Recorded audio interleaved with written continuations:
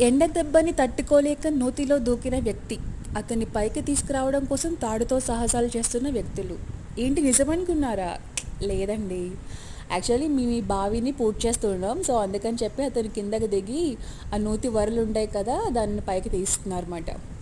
చూడడానికి అయితే అలాగే ఉంది కదా.